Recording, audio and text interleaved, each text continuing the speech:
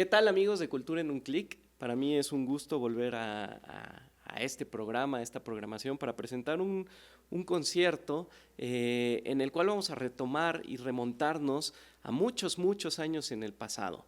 Vamos a estar haciendo música de los siglos XV y XVI y vamos a hacerla justo con un instrumento o con el instrumento con el cual se ejecutaba y se hacía la música en esos tiempos.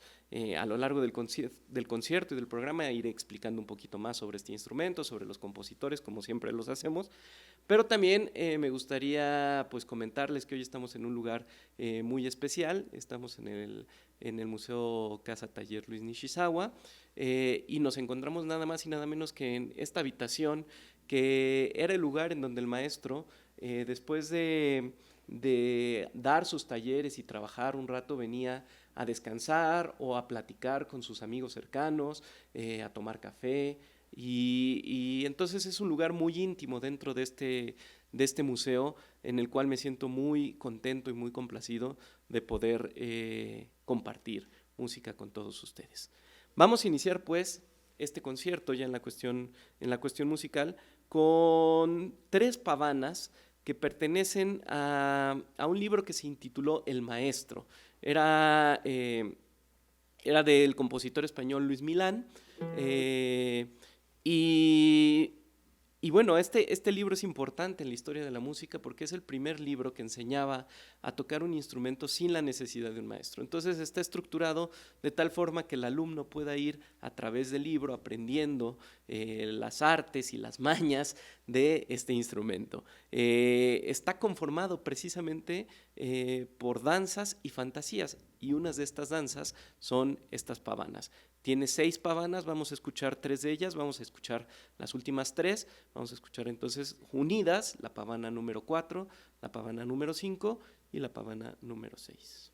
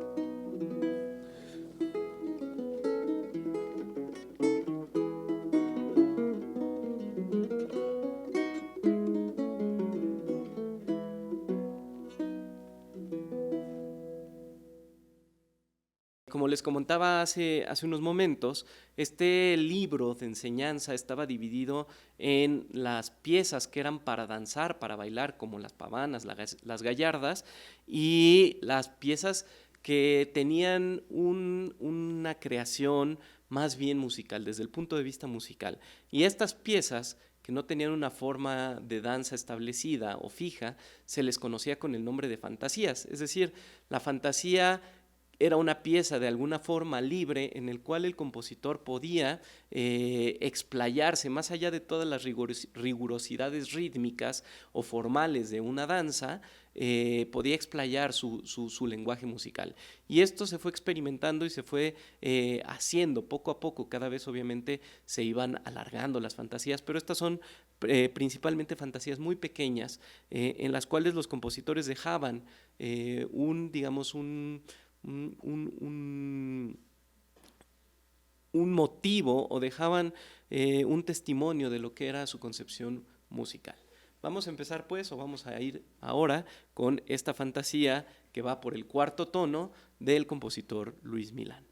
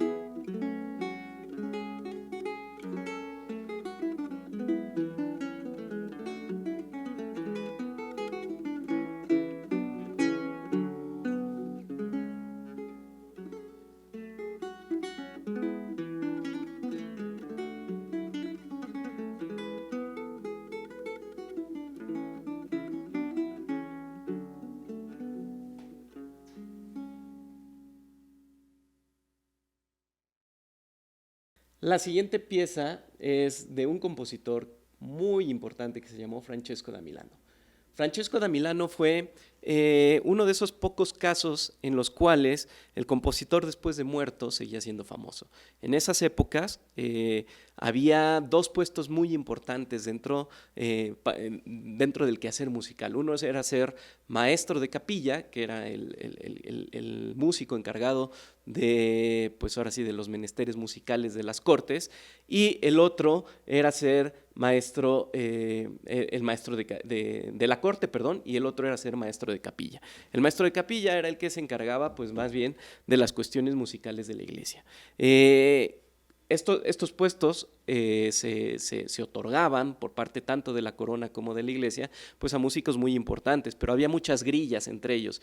Y entonces, evidentemente, cuando el compositor que ostentaba el cargo fallecía, el que subía a su puesto, pues prácticamente no solo enterraban el cuerpo, enterraban su música también, y nunca más se volvía a escuchar la música. Francesco da Milano tuvo tanto... fue un compositor que contó con tanto, digamos, le gustaba tanto al Papa, que incluso después de su muerte se seguía escuchando su música. Fue uno de esos pocos compositores en los cuales en el siglo XVI su música siguió escuchándose incluso aún que él ya hubiese muerto. Vamos a escuchar de él una fantasía. Como ya mencionamos hace unos momentos, una fantasía pues era un lugar donde el compositor podía exponer y explorar su quehacer musical. Vamos a escuchar entonces esta fantasía que ronda por el octavo tono de Francesco da Milano.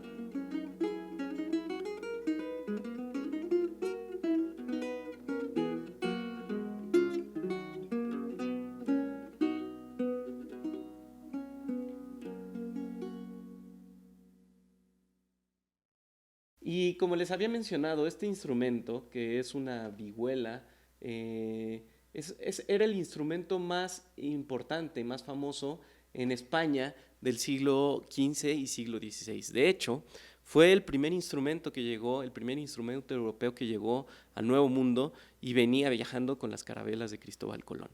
Este instrumento fue propiamente español. En el resto de Europa, la música se hacía con un instrumento que se tocaba prácticamente igual que este, pero que era conocido como el laúd. La cuestión por la cual en España existe la vihuela y no el laúd es porque los españoles venían de un dominio de más de 600 años de los árabes. Y entonces el laúd era un instrumento árabe y los españoles lo que querían, bueno, en ese entonces la península ibérica lo que quería era liberarse o desmarcarse de alguna forma de la cultura árabe. Pero es por eso que España o la península ibérica y sus colonias adoptaron este instrumento en lugar del laúd que se tocaba en Europa. Gran parte de la música o gran parte del imperio español llegaba a muchos lados. Obviamente conocemos por nuestra historia como mexicanos que toda América o prácticamente toda América era de dominio español y junto con también algunas islas de ultramar, entre ellas las Filipinas y también una parte de Italia. Es por eso que Francesco da Milano, el compositor del cual hablábamos hace un ratito, escribió un libro que se tituló Música para vihuela o también para laúd, haciendo justamente esta referencia de que la música que se escribía para este instrumento podía ser también interpretada en el laúd. Francesco da Milano, como ya lo habíamos mencionado, era italiano y tenía un acercamiento muy, muy directo también a la música española. De hecho, sus fantasías y su música se parece mucho al otro Milán, del cual habíamos tocado muy al principio. Vamos a escuchar pues esta fantasía número 28 de este libro intitulado Música para vihuela o también para laúd de Francesco da Milano.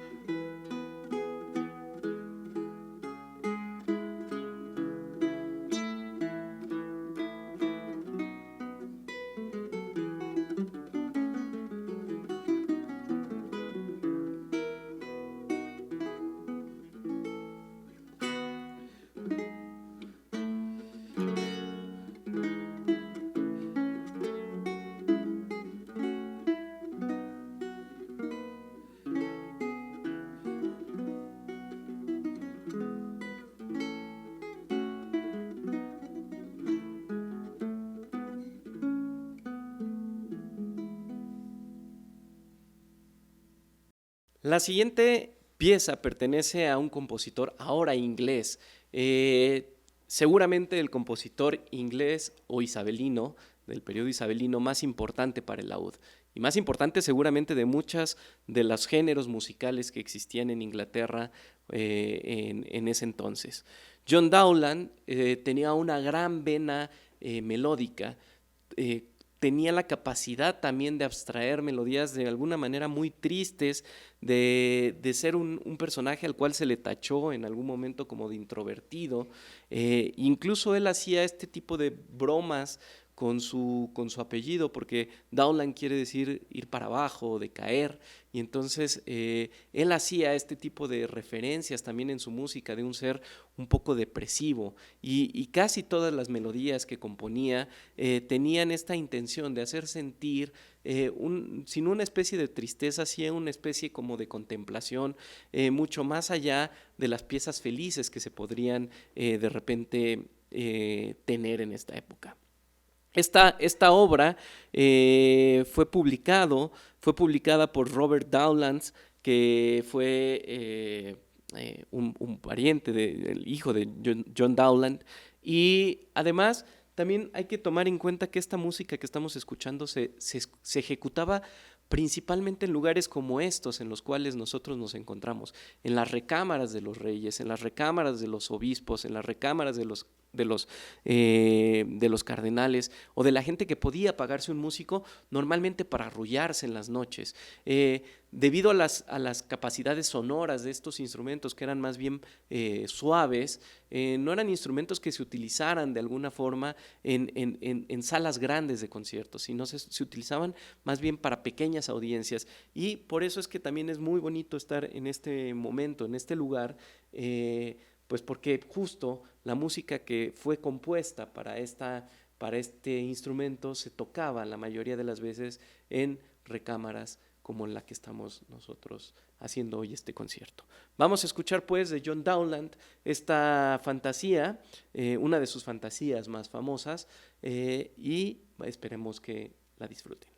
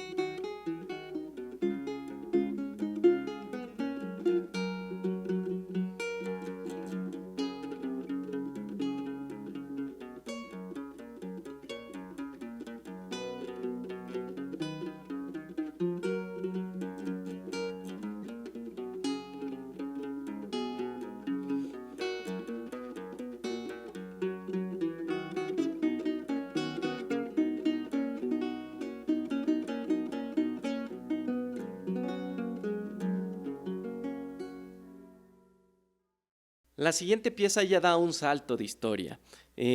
Todas las piezas anteriores que habíamos estado escuchando fueron compuestas, si no originalmente para este instrumento, sí para los instrumentos que eran contemporáneos a este, los laúds renacentistas, isabelinos, demás.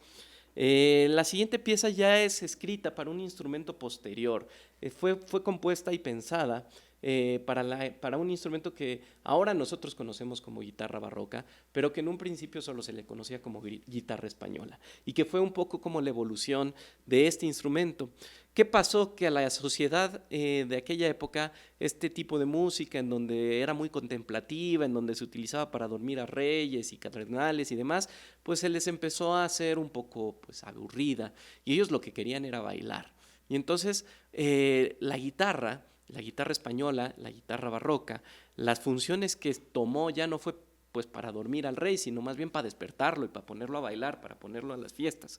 Y se utilizó mucho por el pueblo también para las tabernas y demás. Y entonces ahí se empezaron a desarrollar muchas de las danzas populares que posteriormente darían origen a la música tradicional o a la música folclórica española, ahí con las sevillanas, con las guajiras, con el flamenco, pero también a nuestra música tradicional en México, como los sones, los guapangos y las guarachas y demás.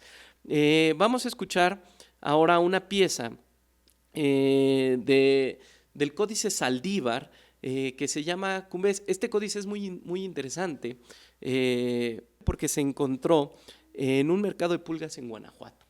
Y entonces, pues bueno, de ahí viene un gran interés musicológico por descubrir de quiénes eran estas piezas.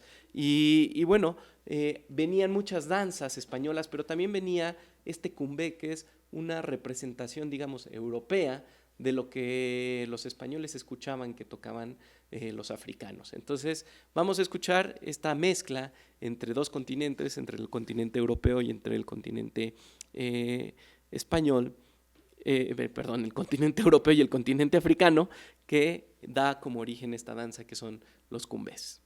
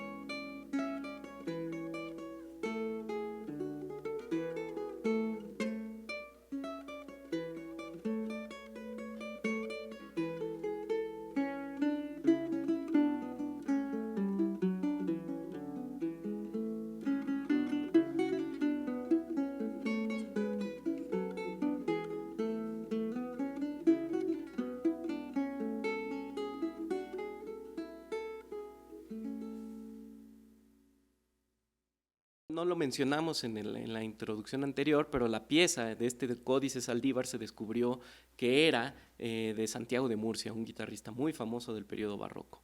Y otro guitarrista y compositor muy famoso y muy importante del periodo barroco español fue Gaspar Sanz. Gaspar Sanz publicó, al igual que Francisco de Milano, que Luis Milán, este primer compositor del concierto que escuchamos hace ya algunas piezas, él escribió también un libro para enseñar a tocar este otro instrumento que era la guitarra barroca, y se llamó Instrucción de música sobre la guitarra española, que fue publicado en Zaragoza en 1674.